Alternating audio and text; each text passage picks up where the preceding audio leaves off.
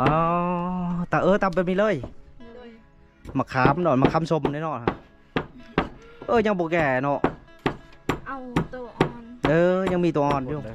ผู้สาวกินส้มนะสาวนากระปงนะ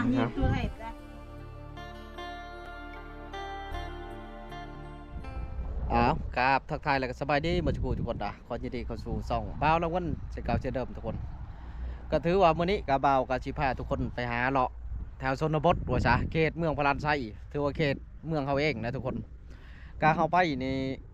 ตัวนี้เป็นบ้านสุกทุกคนเลยนี่เป็นทางเข้าบ้านสุกแต่ว่ามันเข้าหลายทางนะเข้าไปทางบ้านพลานกลางก็ได้ว่าซะสิเข้าไปทางบ้านโพไซก็ได้นะแต่ว่าเฮาได้ลัดไปทางนี้ทุกคนบ่เคยมาจักเทื่อนี่มันเป็นสวนรับประทานบ่แม่นอันนั้นมันเป็นโครงการของนาแซงทุกคนเลยเพิ่นเฮ็ดคลองระบายน้ำข้างในได้นี่เปิดเน็ตคักนะแต่ว่าปีนี้บ่เห็นเปิดเน็ตนาแซงเนี่ยเพิ่นสิดูดน้ำมาจากเซซัมซอยทุกคนเลยไหลผ่านตามคลองตัวนี้แล้วเพิ่นก็สิดูดเป่งเอาน้ำตัวนี้ลงไปใช้ให้ใช้นานะเฮ็ดนาแซงว่าซะครับมื้อนี้ครับ ขออนุญาตใส่แว่นทุกคนเลย เอาแบบชีรอๆนี่จักหน่อยว่าซะกับป้องกันตาขี้พุ่นทุกคนเลยพุ่นแล้วก็ป้องกันแสงแดดป้องกันหนาวลมก็ได้ทุกคนเลย เพราะว่าพุ่นมาหลายทางบ้านทำกับมื้อนี้ก็เดินเดียวทุกคนเลยว่าสิไปหาเลาะยอกแช่ยกเช้าพุ่นละอันนี้เป็นบ้านส่งแล้วก็เขาจะออกไปทางบ้านนะบ้านหน้ากระปงไปใช้นั่นแหละทุกคนว่าสิไปบ้านใดใครทุกคนติดตามเบิ่งนำกันทุกคนไปรับชมกันเลยว่าใช่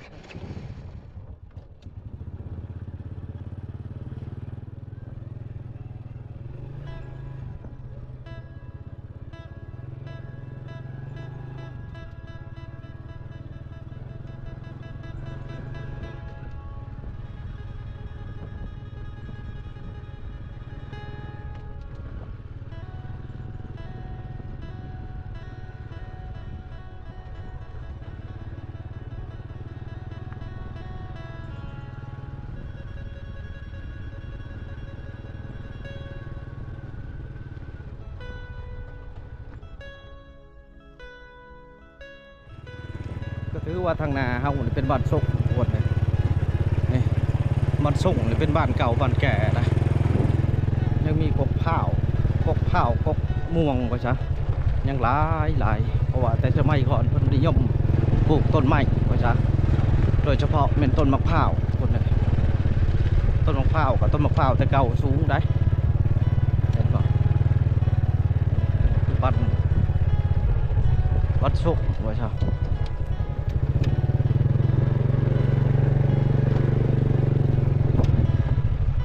เขาก็ไม่เคยลัดมาจากเถื่อนทางนี้ทุกคนนะ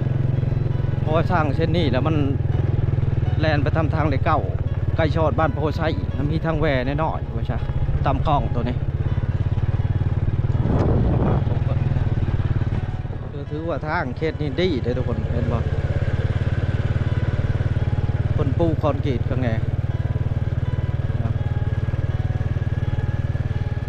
บ้านของเพิ่นก็ย้ายไปเป็นทุกคนเลยนี่คือว่าบ้านมันอยู่ใกล้ชานเมืองถือว่ามีการพัฒนาหลายใช่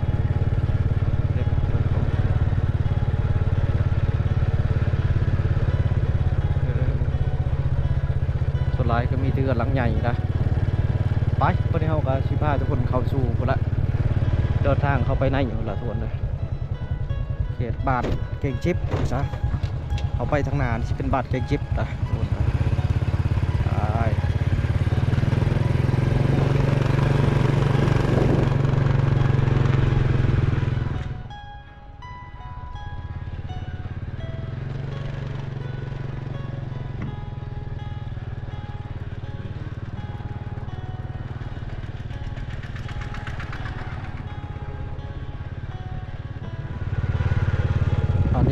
พอดีฮอดบ้านเก่งจิ๊บทุกคนเลยสุดท้ายเขาก็ไปอยู่บ้านคนไปคนมั่นสุดท้ายยำเป็นเตือนอะไรทุกคน บางเก่งจิ๊บนี่ใกล้จากเมืองเนี่ยประมาณอยู่5-6 ลักทุกคนเลยประมาณนี้นะ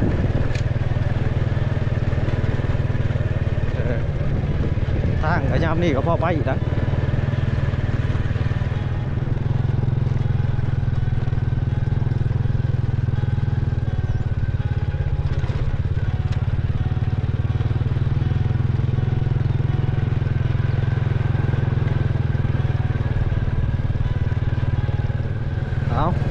ก็สิเดินทางไปเรื่อยๆนะทุกคน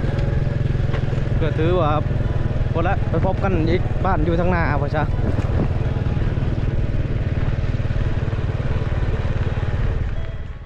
เอาสบายดีอีกทีหนึ่งตัวก็ถือว่ามาฮอดบ้านนากระป้งนะบ้านนากระป้งนี่อยู่ที่เมืองพลันไซแขวงสวรรณเขตพ่อจ้าขึ้นกับเมืองนี้พ่อจ้าทุกคนเลยเอากับพอดีมาฮอดเพิ่นมาฮอดบ้านเพิ่นพ่อจ้าเด้เพื่อนชาติลานแป้นเพิ่นก็เห็นผู้สาวคงอ่านในทุกคนเลยสบายดีเฮ็ดหยังตำส้มบ่ขออนุญาตเบิ่งได้บ่เฮือนจะบ่นี่อ๋อก็คือเฮือนเก่าบูฮานไปขออนุญาตขึ้นนี่เด้อเด้คนไปว้ามองเนาะว้าถูกมองพูดนะมองเจ้าใส่บ่นี่พอเท่าใส่เจ้าอยู่เฮือนนี้เฮือนนี้ยาอยู่หรือว่าเป็นเฮือนไฟหรือว่ายังนอนนี่อยู่เป็นเฮือนบอลเฮือนไฟไว้ซะชิตำมะขามแต่เนี่ยตำแจวชื่ออะไรก่อน้องชื่อเพ่งชื่อเพ่งพูดนั้นเด้ชื่ออุยอุตตาโอ้เฮือนทรงเก่าบูฮานนี่เนาะเฮือนแต่สมัยก่อนแล้วทุกคนเลยแต่ก่อนเนื้อมุ้งแป้นได้เบิ่งเลยเนาะแล้วมากงอกแป้นแล้วก็ไปใส่ลังกะชีแทนไม่ใช่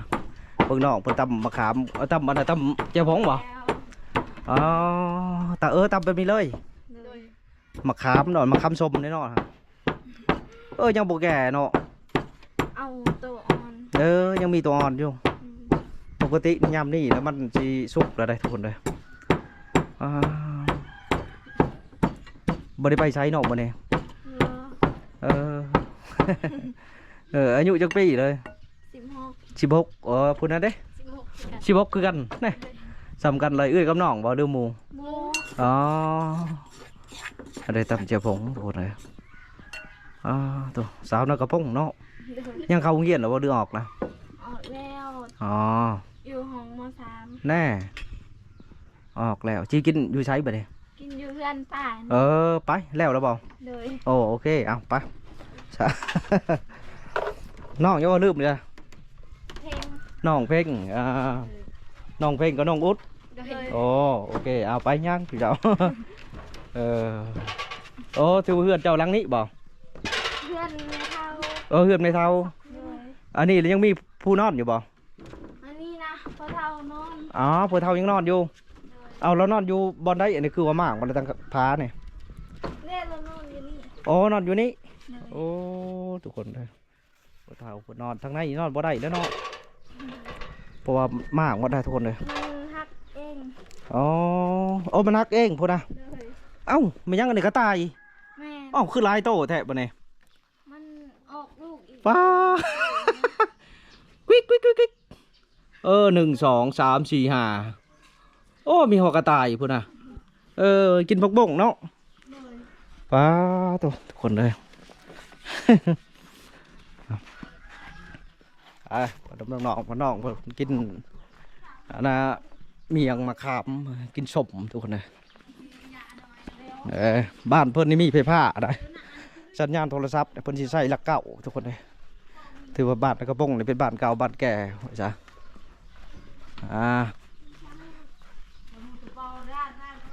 กินสมมะขาม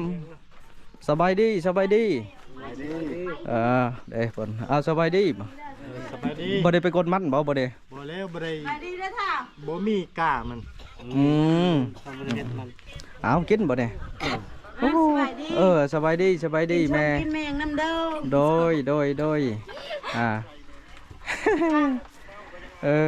เห็นบ่มะขามนี่ยังอ่อนพอดีกินต้นเปาบรูเนาะเมียงเหาะมันเหาะบ่เกินเหาะกินกับแจ่วพงเนาะโดยเขากินได้ไหมกินแล้วเลยเป็นตาแซ่บอยู่ดอกเบิ่งก่อนแซ่บตำเจียวผงผู้สาวตำแซ่บอยู่ส่วน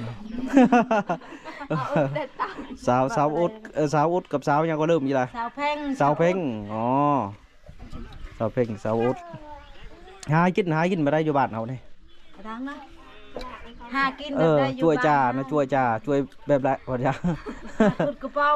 ทางบ้าน พุดกระปุกวะ งมหอย อ๋องมหอย ไปแล้ว ปากปอนแล้วปะเนี่ย นี่มันก็ไปมึงมัน อิงตามเนาะ ตามตังแล้วงู เออ งมมันจะไม่ได้งมให้ เดี๋ยวเจ้าผงคนnàyกินรถได้ยายนะกินรถไปนะ มะขาม กินเหยาะ เหาะเมียงเหาะว่าจ้ะ กินเมียงเหยาะเตียว คันมะม่วงอ่ะเหาะขึ้นอะไรก็เนาะ ม่วงทางกะเหยาะ อันนี้เหาะไม่ยังเกินอันนี้เหาะชื่อ เหยาะปิล เหาะปินโอ้ เหยาะปิ่น เหาะปินเป็นมะขามบางม่วงหันเหยาะทำไมเหยาะนกเอ็น เหาะมะนกมะม่วงต้นบ่ ม่วงหันเหยาะเปรี้ยว เหาะเปียน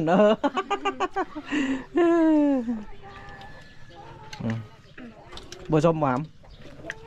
ไปชมบ้าโดยไปละ บัวชมน้องๆเด้ป่อเพิ่นก็เบิ่งเฮาอยู่ได้ทุกคนเด้เพิ่นมักเบิ่งว่าจ้ะ เบิ่งนะ ดีแล้วเป็น FC เฮาขอบใจหลายๆว่าจ้ะ เบิ่งแต่บ่ฮู้บ่กดติดตามบ่กดไลค์กดแชร์เบิ่งหันเบิ่งมักเบิ่ง TikTok กับประชูเบิ่งบ่นี่ค่อยเบิ่งก็คือกัน ได้เห็นเองแล้วบัดนี้ อยากเห็นอยากฮู้จัก เบิ่งเซาเพิ่นกินเป็นตาแซ่บ แซ่บน้ำผู้มักคักน้ำผู้ แซ่บเนาะ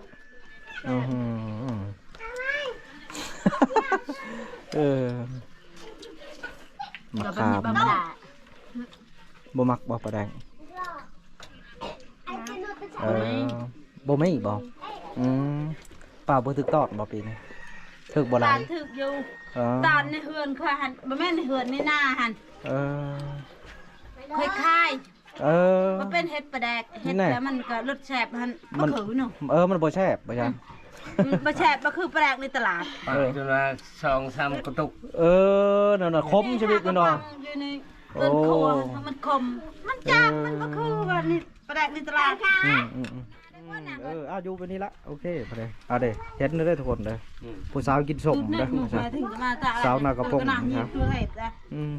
บุญดานบางหลังบ่ได้ไปบ่อ้าวคือบ่เห็นกันครับผม บ่เห็นได้จนเบาพบานดังหันถ่ายคลิป เห็นบ่ว่านี่ก็เพิ่นก็แวะมาลินนี่แหละลินน้ำชาวเพ่งนี่ เด้ไปกันเนาะหลายคนกินคักอยู่ดอกสาวเพ่งยังบ่มีผู้บ่าวเว้ย ตาดังตลาด ยังยังบ่มีเนาะสาวอุดนี่ได้ซะยังคือกันอีกเคยมีผู้จีบนี่มักบ่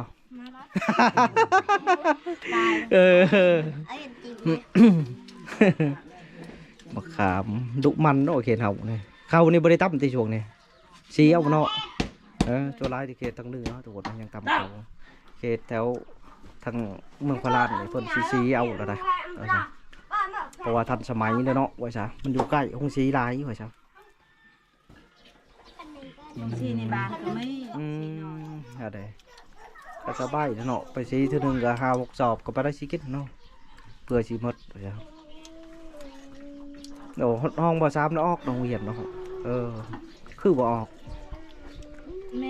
แม่บอกว่าบ่มีเงินแล้ว บ่มีเงินแล้วออกว่าซะนี่ออกจักปีล่ะ ออก นี่หากับอากับมัน ค่าก็2 ปี 2 ปีแล้วเนาะ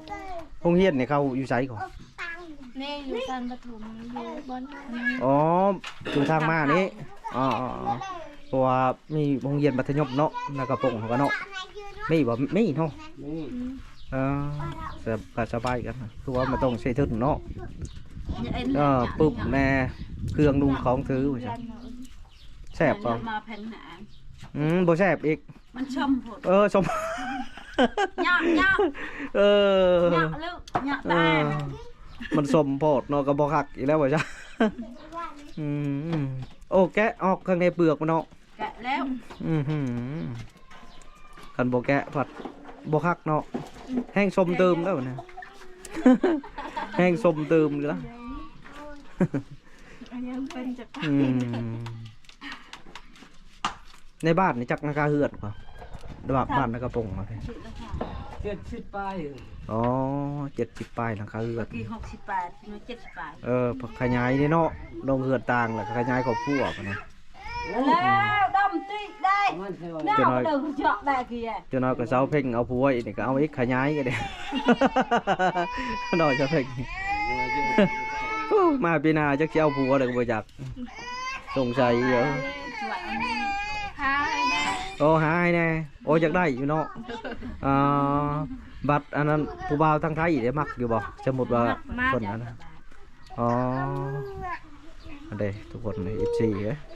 เบิ่งเด้อว่าจ้าผู้สาวอยากมีครูเหลือเด้อว่าจ้าผู้ใดเบิ่งก็ติดต่อมา สนใจ อืม มาเอารถ มาโลดเนาะ ถ่ายยังดี มาจีบกันก่อนเนาะนั่นน่ะเนาะ สาวเพ่งเพิ่นจักได้คู่ทุกคนเลยนี่แหละ อะไรเงี้ย ซื้อเพชรเอาได้ก็ ซื้อเฟซเอามาตามซื้อแรง สาวเสื้อแดงภาษาไทยอ๋อฟังกันเด้อทุกคนเด้อซื้อเพชรเพิ่นสาวเสื้อแดงมาซะพิมพ์กดหา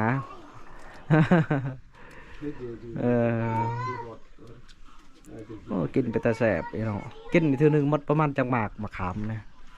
จังอยู่ตัวนะพ่อ หมดบ่5 หมากประมาณว่า กินจนอิ่ม จนอิ่มเนาะอิ่มประมาณ5 หมากเนาะเร็วกว่า มึงไปชมก็กว่าแล้วหา มันสมในอยู่ตัวแล้วเนาะ ใครอยู่ทองดีไว้ซะเอาทองผู้สาวดีอยู่เนาะ สบายดีแล้วแม่จ้ายเลยเตื้อชมพาด อันนั้น ประเจอเขา ย่อๆกันย่อ คนที่ไปใช้อันนั้นอ๋อ มาแต่กลางบ้านคุณ มาแต่กลางบ้านสิไปทางนาก็ได้ชิดงามแต่เนาะสิไปทางไรอันนี้ บ้านแหละเจอประจังเอาหนูมา เซนนั่งกับปลาบ้านตัน มันแหละจังย่อให้ได้ เบิ่งเสียหาขนมให้ผู้สาวก่อนกินบ่ขนมเบิ่ง ปลาชาจู เอาแบ่งกันเด้อ ใจเลย ขนมคู่กันอยู่บ่ให้จุร้านหน่อย เอามาดูพอได้อม เราไว้กินส้มแล้วกันกินขนมคันกินขนมได้กินส้มป้าแห้งตืม เด้โอ้ลูกจะมัดบ่ ใจเลย เอา แม่ เข้าใจ ลูกหลานแถวบ้านนี่ ลูกหลาน พี่น้องเฮือนไก่ขี้กัน มานำ เอามาดูคู่บ่ ร้านเฮาได้กันไม่ได้เพิ่นเยอะก็นั่งกัน คู่กันอยู่บ่ คู่ ใครเป็นบ่คู่ตื่นร้านหลายได้ล่ะหลายคนมันจังม่วน ซองมากก็เวลาเฮ็ดเวียกสบายเขามุมหุบใช่ดอกนะครับบัดเขาใหญ่เด้จำจุสาวนี่พอดีแล้วละบ่ดำไห้ดำหน้าเนาะกำลังหันแล้วละว่า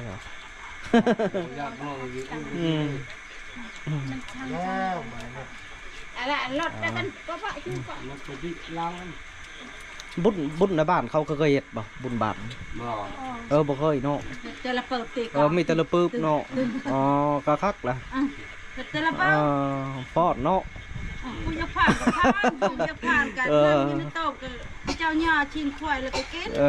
ผู้สาวก็เคยฟอดบ่ พี่ชาวกับผ่านนิดหน่อยทำเจอนี่เคยจะเล่นกับผ่านผมเป็นแม่คือจุมขอนนี่บ้าแล้ว บ่ฟอดหยังเนาะ ผ่านแล้วผิดฮีด เป็นไผ่ข่าวฮันเด้ เป็นไผ่เนาะ โดยแล้วก็ ไม่ช่องคำนี่ก็มาเลย สองคำเนาะ 3 เขาเลิก มีชาวหันมาแล้ว ช่องเขาในช่อง เป็นมือระเบิด ผ่าชาอุดชาแพ่งให้เจ้าพ่อนเจ้าพ่ายเปิดกลางไปนะ โอ้คัก ให้ หลาย เจ้า คน ตีกอง เป็นบ่ตีกองสาวเพ่ง เป็นตีเลยเด้ เป็น เปิดไปกาย โอ้ยโย ไม่โดนเตะอะไรน่ะอดบ้าง สาวอุดเนาะเก่งเนาะ ตีกอง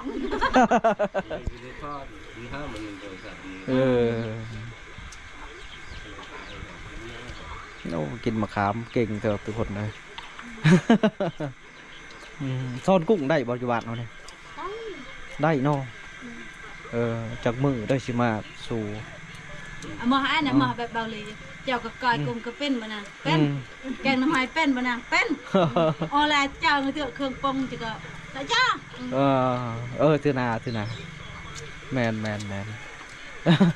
มาเธอหน่าอย่าลืมซื้อปลามาตอน เนาะ ชาวเพช บ่ รชาวอุดมากินชม มากินชมเนาะ แล้วก็ แม่นบ่ยากเนาะ แรงกินน้ำกัน สบายแล้วกับว่า ตอนจะกินปลาแดกนี่คือชิพอไม่อยู่นะ แบบว่าหาชื่อทอง5,000ชาวเตือกินหมด ครับแล้วหน่อยเจ้าเราก็บักม่วงแล้วเนาะเริ่มดอกแล้วบักม่วงเนี่ย แพงมากหมดมือ เป็นนั่นเนาะ เป็นให้ กินส้มวันนี้สิได้ไปก็เด้อวันนี้เด้อบัตรนาชิมาแวร์ไปครับเด้อแม่เด้อ โอ้ย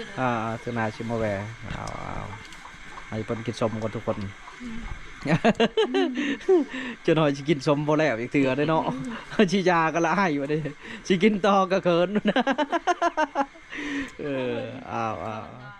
คนหลายบ่หลาย กินข้าวข้าวจนบางใหญ่ นั่นน่ะเนาะคักละบ่อ้ายคักได้ก็เอา